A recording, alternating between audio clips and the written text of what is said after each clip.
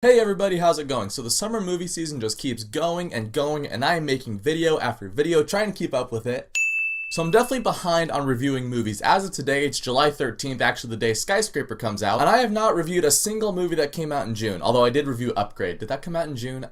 It's been so long I don't even remember. So what we're going to do is we're going to play a little catch up. I'm going to review all the movies that I saw in June in this one video. Other than the movies listed here, I also saw Ant-Man and the Wasp. That was a July movie. I think I can do my own review on that, then I'll be kind of caught up on what I want to see. And then once I'm done with this, I can go see Skyscraper, review that, then I'll see Mission Impossible, and so on and so forth. These aren't going to be super long reviews. It's kind of going to be like when I do my top 10 at the end of the year, just 20-30 seconds on each movie. There's about 6 of them that I want to get through, so let's get started. Ocean's 8. So I'm going into Ocean's 8, and I actually have not seen any of the other Ocean's movies. I do want to. I know they're on Netflix. I will check them out. I enjoy a good heist movie. I had fun with Ocean's 8. It wasn't like the greatest thing ever made, but I thought it was cool. I think it was slow to start. I think they could have gotten into the heist part a little bit quicker. Seeing them set up the heist wasn't as interesting as it has been in other heist movies, but once the heist got going, I thought it was a lot of fun. The cast has some hits and some misses. Sandra Bullock and Anne Hathaway were both really good. There's like 3 people in the crew that are the leads, and then there's the other 5 people who are interesting, but not as interesting. Overall, they could have shaved some stuff off that first act, but I thought it was cool. Hereditary. Hereditary got a lot of buzz early in June for being this really creepy horror movie. I saw it. I was creeped out. It's definitely a slower paced movie than, say, like, I don't know, your Lights Out. It's really equal parts drama and horror. I thought the family worked really well in this movie. I thought Toni Collette was really good. You've probably heard that in every single review for this movie, but yeah, Toni Collette was awesome. What I liked about this movie is that it kept me on my toes. There's something that happens in the first act that I did not expect to happen, and from then on, it really just takes the whole path of the movie and sets it on this big detour. I don't know if detour was the right word, but it takes it on this path you're not expecting it to go, and I thought it was really cool. It's a slow movie. I'm not gonna lie, there was a couple parts I was a little bored in, but the ending creeped me out a lot. I still think about it, so Hereditary, if it's still in theaters, go see it. Tag. I actually didn't see Tag when it came out. I think I only saw it this last weekend. I was looking forward to Tag. I thought it looked really funny, and it turned out being pretty funny. Again, this isn't movie of the year, it's not comedy of the year, but it's a fun little comedy that you can watch on like a Sunday or Tuesday matinee. What I liked about the cast of this movie is that you could see why they were friends back in the day, but all of them have kind of gone along on their different paths. The only thing keeping them together really is this game of tag. It's fun seeing them reconnect over this thing. Ed Helms plays a very Ed Helms character, so don't look for anything special coming out of him. He is the main character. He does a good job at being Ed Helms. I thought the rest of the cast was cool. There was this one guy from like Seattle or Portland or somewhere up in the Northwest. He was really funny because sometimes he'll say just the most random stuff, but the guy keeps such a straight face that he makes the lines hilarious. This was one of the more enjoyable movies I saw this summer. It was really funny. It was exciting. It had a good amount of heart to it, so I really enjoyed it. The Incredibles 2. So was I one of the people that was like waiting 14 years for an Incredible sequel? I needed to see this movie more than anything else.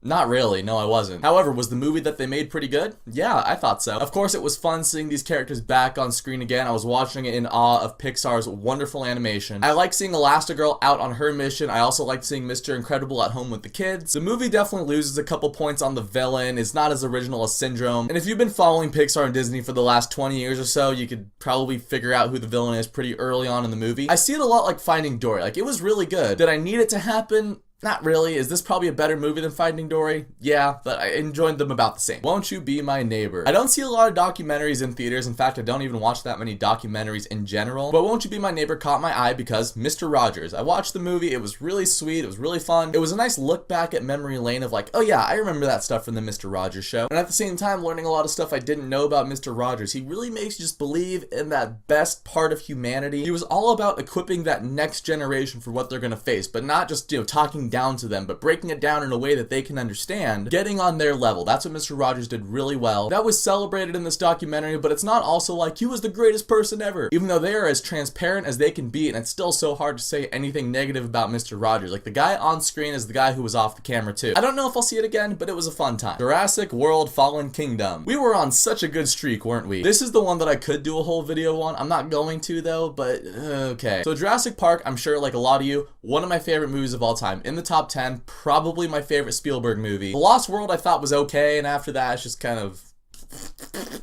I wasn't a fan of the first Jurassic World. I thought this movie could kind of spin it around. It did anything but that. The movie takes a turn at the end of the first act and you're like, oh, this could be kind of cool. Let's see what they do with it. And it just devolves into standard monster movie territory just like the first movie did. The villains are all like the mustache twirling villains. They're all cartoon characters. So many of the characters in here are cartoon characters. The plot is a cartoon plot. The stupid weaponizing raptors thing from the first Jurassic World movie, that is brought back. And the ending of this movie, I see what they want to do with it, but it's just so stupid. I've thought back to the ending of this movie multiple times since it came out, and I've had a good laugh about it every single time. And if you wanted to see Jeff Goldblum, yeah, he's in the movie at the beginning, he's in the movie at the end. He's basically just there to say like, ha ha ha, I told you so, ha ha. And while all the other idiots are running around screen completely ignoring Jeff Goldblum, I'm kind of on his side the entire time. The majesty of Jurassic Park is gone. I can accept that. These are monster movies now. The whole Jurassic Park thing when Lex was afraid of the dinosaur and Dr. Grant was all, they're not monsters, Lex. That's all out the window. I know there is an audience for this Jurassic World franchise since each one of these movies has grossed over $1 billion, but I'm not part of that audience. And that was all the movies that I saw in June. Guys, thank you so much for letting me just kind of recap all of this. I did want to do an individual review for each one of these. The summer can get kind of busy for me though. I'm out of town a couple times and just life, and it's really hot in this room, so it's hard to record. Okay, that last reason wasn't really a good reason. However, it's just, I get busy in the summer. So I had to do this little recap to get caught up. I'll try to do a review of Ant-Man and the Wasp coming up soon, as well as Skyscraper and all the other movies that I'll try to see in July. But for right now, let me know what you thought of all of those movies that I just listed down in the comments, and if you saw any other movies in June that you think I should check out, let me know about those too. Again, thank you for watching this video. If you guys liked it, you can click subscribe and check out some of my other videos, and I'll catch you guys next time.